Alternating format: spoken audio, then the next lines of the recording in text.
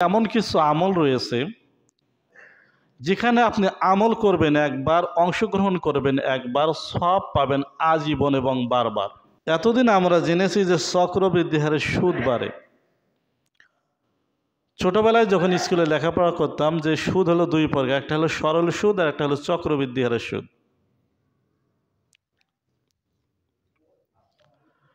এক 1000 টাকায় মাসে 100 টাকা লাভ, এটা হলো সরল সুদ। এবার আপনি 1000 টাকা এক মাসে শোধ করতে পারেননি, পরের মাসে গিয়েছে 1100 টাকা। ওটার আবার 1100 টাকার সুদ যেটা দেওয়া হয় এটাকে বলা হয় চক্রবৃদ্ধি হারের সুদ।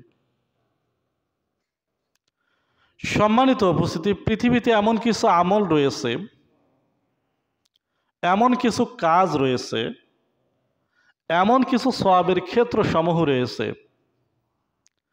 কোন আমল করলে একবার সওয়াব হওয়া যায়, যে সওয়াব একবারে পাওয়া যায় একবারেই শেষ। আবার এমন কিছু ক্ষেত্র রয়েছে, এমন কিছু আমল রয়েছে যেখানে আপনি আমল করবেন একবার, অংশগ্রহণ করবেন একবার, সওয়াব পাবেন আজীবন এবং বারবার। এমনকি মৃত্যুর পরেও সওয়াব পাবেন। এটাকে বলা হয়েছে চক্রবৃদ্ধি হারের সওয়াব। সম্মানিত উপস্থিতি, চক্রবৃদ্ধি হারের সওয়াবের মধ্যে একটি সওয়াবের ক্ষেত্র, চক্রবৃদ্ধি হারের সওয়াব যেখানে পাওয়া যায়, যতগুলো আমল রয়েছে এই আমলগুলোর মধ্যে একটি অন্যতম আমল হচ্ছে, অন্যতম ক্ষেত্র হচ্ছে আল্লাহ রাস্তায় দান। আল্লাহ রাস্তায় দান করলে এটা চক্রবৃদ্ধি হারে সওয়াব পাওয়া যায়, যার ঘোষণা মহান আল্লাহ রাব্বুল আলামিন নিজেই করেছেন। সূরা হাদীদ আয়াত নম্বর 18 যেখানে বলেন, ইন্নাল মুসাদ্দিকিনা ওয়াল মুসাদ্দিকাত ওয়াকরাজু করজান হাসানা। নিশ্চয় দানশীল পুরুষ এবং দানশীল নারী এবং ওই ব্যক্তি যে আল্লাহ রাব্বুল আলামিনকে করজে হাসানা প্রদান করে, উত্তম ঋণ প্রদান করে। জারাবালাহুম, আল্লাহ রাব্বুল আলামিন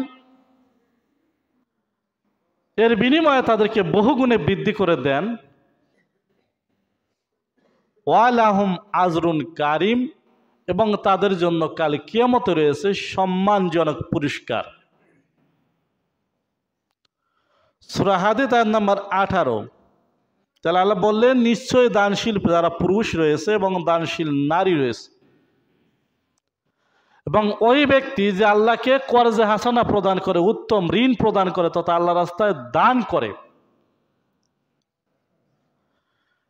এই ধরনের ব্যক্তিদের দানের বিনিময়ে আল্লাহ রাব্বুল আলামিন বহুগুণে বৃদ্ধি করে দেবেন। আপনি দান করবেন 1 টাকা, আল্লাহ রাব্বুল আলামিন এটাকে বহুগুণে বৃদ্ধি করে আপনাকে রিটার্ন দেবেন, ফেরত দেবেন। এবং এর দানের যা বদৌলত, দানের যা ফজিলত রয়েছে, দানের যা মার্তাবা রয়েছে, দুনিয়ার ক্ষেত্রে তো দেবেন, কাল কিয়ামতে আখিরাতের জন্যেও রয়েছে সম্মানজনক পুরস্কার। আপনি 1 টাকা আল্লাহ রাস্তায় দান করবেন, এটা আল্লাহ রাব্বুল আলামিন আপনাকে বহুগুণে বৃদ্ধি করে দেবেন। এটা হলো দুনিয়াবি হিসাব। কিন্তু আপনি যে দান করলেন, এই দানের বিনিময়ে কাল কিয়ামতের মাঠেও আল্লাহ রাব্বুল আলামিন আপনার জন্য রয়েছেন সম্মানজনক পুরস্কার। এমন একটি কোরআনের আয়াত সূরা আল বাকারা আয়াত নম্বর 245, যেখানে মহান আল্লাহ রাব্বুল আলামিন বলেন, মানজাল্লাযী ইকরিজুল্লাহু করজান হাসানা। তোমাদের মধ্যে কে আছে এমন ব্যক্তি যে আল্লাহ রাব্বুল আলামিনকে উত্তম ঋণ দেবে, করজে হাসানা প্রদান করবে।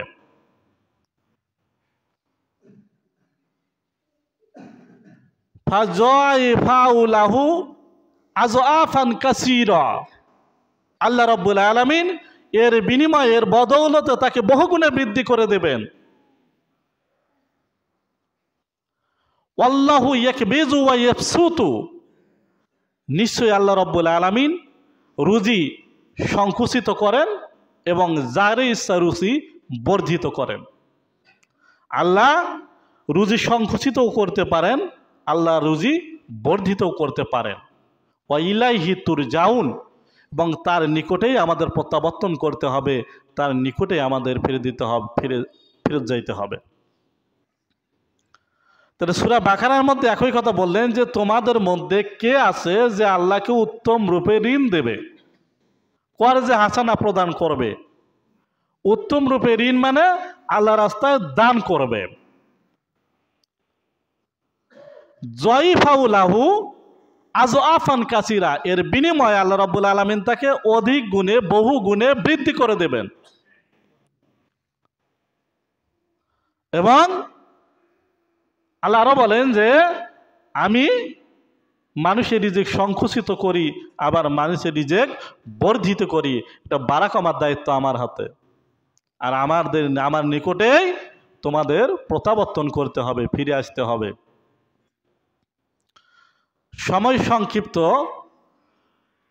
খুতবা বাড়াবো না। তাহলে আল্লাহ রাব্বুল আলামিন কোরআনের আয়াত দুটো দ্বারা বোঝালেন যে বোঝালেন মানব জাতিকে, জানালেন যে তোমরা যদি আমার রাস্তায় দান করো, আমাকে কর্জে হাসানা প্রদান করো, তাহলে এটা আমি তোমাদের জন্য বহুগুণে বৃদ্ধি করে দেব, এবং এর বিনিময়ে কাল কিয়ামতে তোমাদের জন্য সম্মানজনক পুরস্কার আমি তোমাদের জন্য রেডি করে রাখবো।